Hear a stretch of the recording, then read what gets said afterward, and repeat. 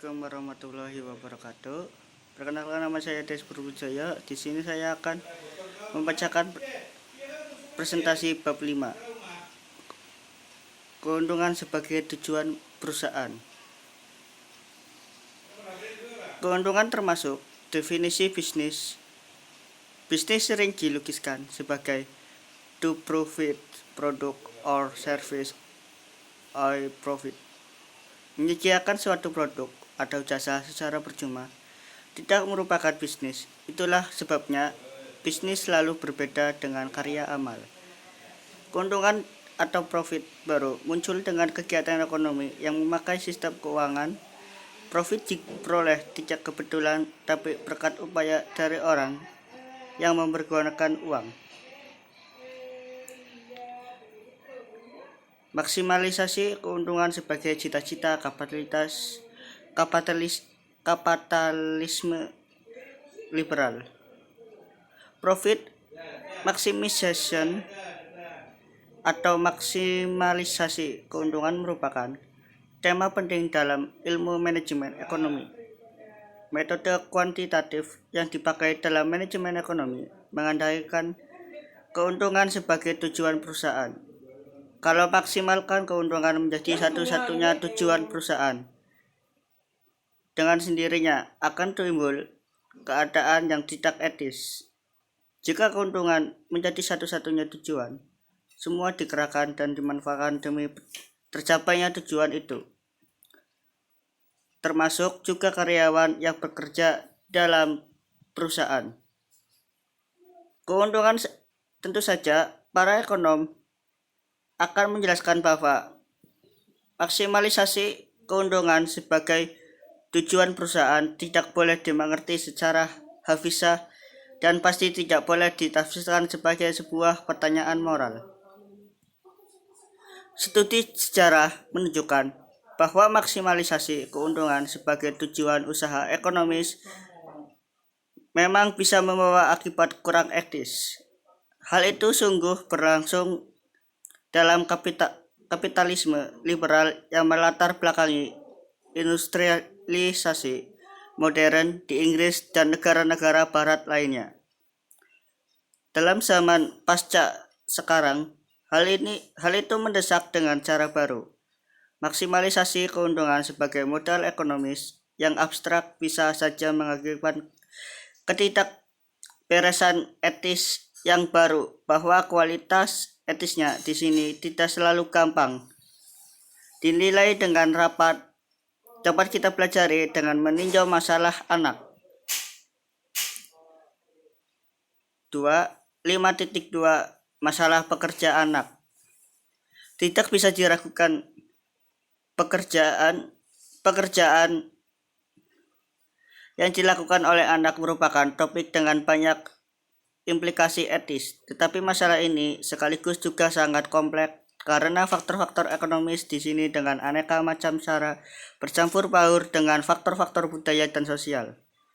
Yang dimaksud di sini adalah pekerjaan yang dilakukan oleh anak di bawah umur demi pembayaran uang yang digunakan untuk membantu keluarga.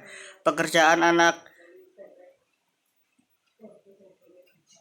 baru menjadi suatu masalah etis yang serius dalam zaman industrialisasi. Sebagai patokan dikatakan mereka harus mengupayakan usia minimum 18 tahun untuk pekerjaan berbahaya dan 16 tahun untuk pekerjaan ringan.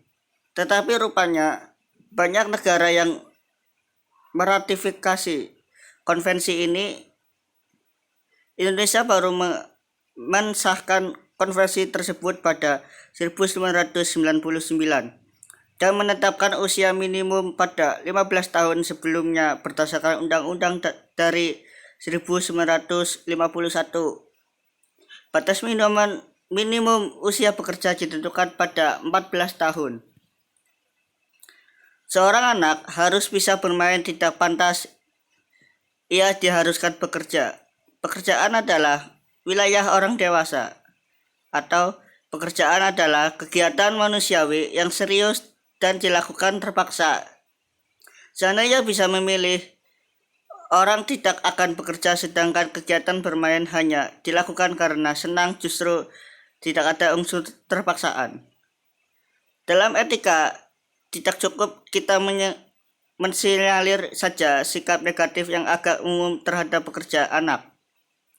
Apa yang menjadi argumen etika yang diajukan di sini? Pekerjaan ini ditolak terutama karena dua alasan. Satu, bahwa pekerjaan itu melanggar hak para anak.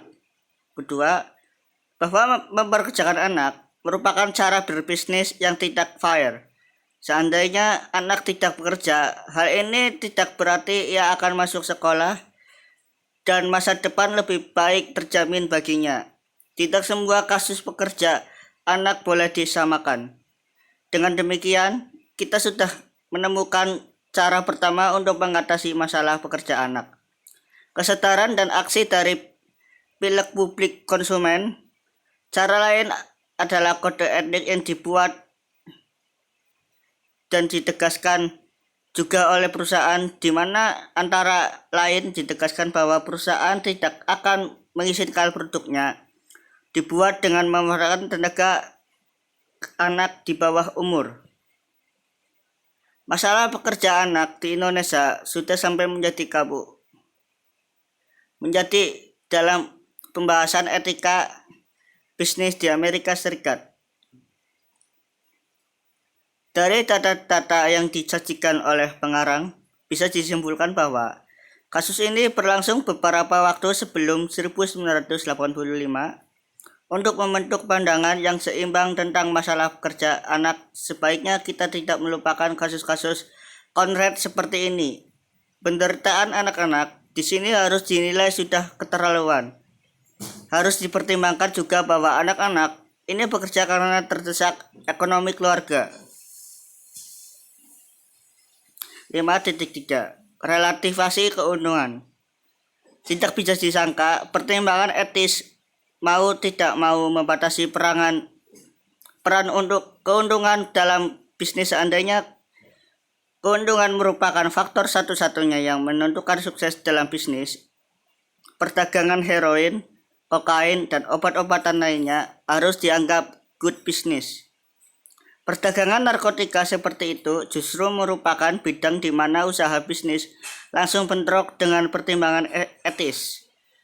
Dan kemana ini tidak merupakan good business sama sekali.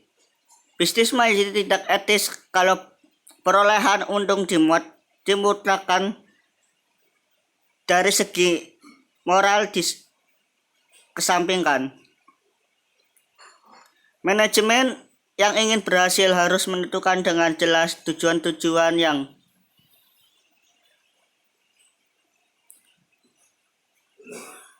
mau dicapai, dan dalam manajemen ekonomi salah satu unsur penting adalah cost benefit.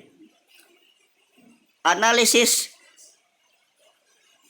di satu pihak perlu diakui, bisnis tanpa tujuan profit bukan bisnis lagi.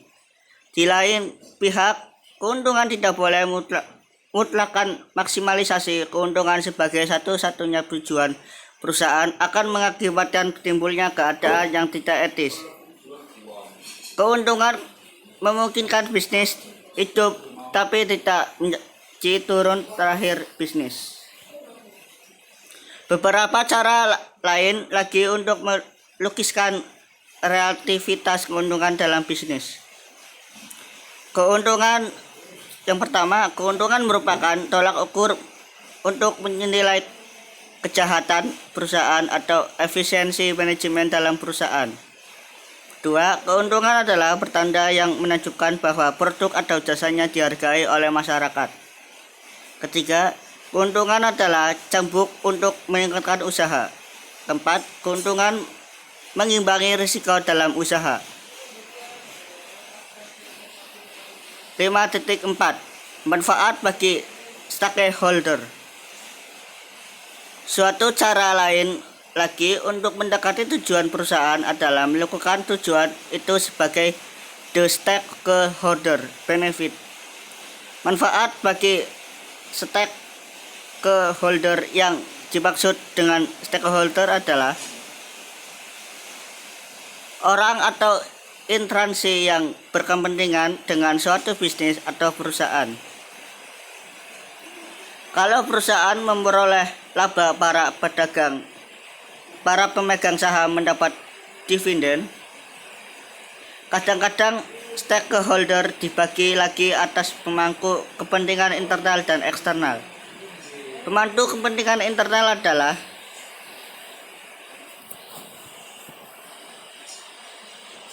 orang dalam atau suatu perusahaan, orang atau instansi yang secara langsung terlibat dalam kegiatan perusahaan seperti pemegang saham, manajemen, dan karyawan. Pemangku kepentingan eksternal adalah orang luar atau suatu perusahaan, orang atau instansi yang tidak secara langsung terlibat dalam kegiatan perusahaan seperti konsumen, masyarakat, pemerintah, dan lingkungan hidup. Sekian presentasi dari saya. Bila ada kekurangan kata, mohon maaf. Bila di topik Walijaya, assalamualaikum warahmatullahi wabarakatuh.